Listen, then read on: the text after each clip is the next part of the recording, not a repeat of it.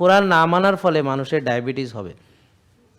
কারণ কোরআন মানলে সে অতিরিক্ত খাবে না, সে রোজা রাখবে, সে এক ভাগ খাবে, সে হালাল তৈব খাবে, সে কায়িক শ্রম করবে, শক্তিশালী মুমিন আল্লাহর কাছে বেশি প্রিয়, সে হতাশ হবে না। কারণ ইবলিস মানুষকে হতাশ করে, কারণ ইবলিসের নাম ইবলিস মানে হতাশ। তো সে আল্লাহর রহমত থেকে হতাশ হয়ে আপনাদেরকে হতাশ করছে। তো আপনারা যারা আজকে হতাশ, তারা আসলে হতাশ হয়েছেন ইবলিসের প্ররোচনার ফলে। এবং আপনারা নিজের সম্পর্কে যা ভাববেন আপনি কিন্তু তাই হবেন। যদি মনে করেন আমার মন খারাপ, আপনার মন খারাপ হতেই থাকবে। আপনি হতাশ হতেই থাকবেন। আপনি রুগী, আরও বড় রুগী হতেই থাকবেন। আপনি দুর্বল। যখন আপনাকে আমি বিশ্বাস করাতে পারবো যে আপনি একটা রুগী, তখন আপনি দিনে দিনে বড় একটা রুগী হয়ে উঠবেন। আপনার বিলিফ সিস্টেমটাকে আমরা যদি হাইজ্যাক করতে পারি, যে যখন আপনি বলবেন যে আমি খুব রাগী, আমার প্রচণ্ড রাগ, এবং এটা আপনি যখন বিশ্বাস করা শুরু করবেন, তখন আপনি আরও বড় রাগী হয়ে উঠবেন। এই জন্যে আমরা রুগী হিসেবে নিজেকে বিশ্বাস করা যখন থেকে শুরু করলাম যে আমি একটা রুগী, তখন থেকে আমার রোগ বাড়তে শুরু করেছে এবং আমি এখন বড় রুগী হয়েছি। যখন বুঝবেন যে আমার খাইলে হজম হয় না, এই বিশ্বাস আপনাকে আমি করাই দিতে পারবো, তখন আপনি যাই খান আপনার হজম হবে। আগে হলো বিলিফ সিস্টেম। কেন? কারণ মানুষ যেটা বিশ্বাস করে ব্রেন সেই হিসাবেই তার সব কিছু করে দেয়। ব্যাপারটা বুঝতে পারছেন? তার কারণ সেটাকে সে কমান্ড মনে করে। Strong believe like command, strong believe like command. বুঝতে পারছেন? এটা নিয়ে অনেক গবেষণা হয়েছে, অনেক এটা রিসার্চ আছে যে যে কোনো লোক খুব স্ট্রংলি একটা জিনিস বিলিভ করা, ব্রেন সেটাকে কমান্ড হিসেবে নেয়।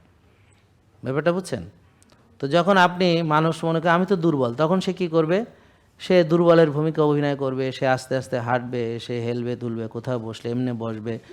সে যে একটা দুর্বল সেটা তার কথা তারপর আমাদের স্যার আমার এখানে সমস্যা, এখানে মানে সে এই সারাক্ষণই তার যে একটা দুর্বলতার ভূমিকায় যে তার অভিনয়, এটা সে সবসময় করবে। এটা সে শয়নে, স্বপনে, জাগরণে, সে স্বপ্ন দেখলেও দেখবে এখানেও হয় দুর্বল, স্বপ্নের মধ্যেও হয় দুর্বল। যে স্বপ্নের মধ্যে একটা তাগড়া জোয়ান হইয়া দৌড়াইতেছে, এটাও দেখবে না, তার স্বপ্নটা পর্যন্ত দেখবে দুর্বল। নাকি বুঝতে পারছেন? সে নিজেকে কোনো দিন কল্পনা করতে পারে না যে সে সবল। তো এই কল্পনার শক্তি তার থেকে কেড়ে নেওয়া হয়েছে। তো সে সারাক্ষণ কল্পনার ভিতরে দেখবে সে দুর্বল। বুঝলেন না কথা? তাহলে কি হবে? সে আরও দুর্বল। বুঝতে পারছেন? এভাবে প্রতিটা মানুষ যে তার সমস্যা নিয়ে শুধু ভাবে, খুব ভালো করে খেয়াল করেন। আপনি যদি সারাদিন যা ভাবেন, আপনারা যারা আজকে এখানে এসেছেন দেখেন তো, আপনার সারাদিনের যতগুলো চিন্তা বিশ্লেষণ করলে আপনার ক্যারেক্টার আমি বলে দিতে পারবো। যার ভিতরে যত নেগেটিভ বেশি চিন্তা আসে সে তত বেশি রুগী। দেখেন, মিলায় নেন। এবং যে সারাদিন তার সমস্যা নিয়ে ভাবে সে হলো আরও বড় রুগী। আমার এই সমস্যা, আমার ওই সমস্যা, আমার এখানে ব্যথা, আমার ওখানে সমস্যা।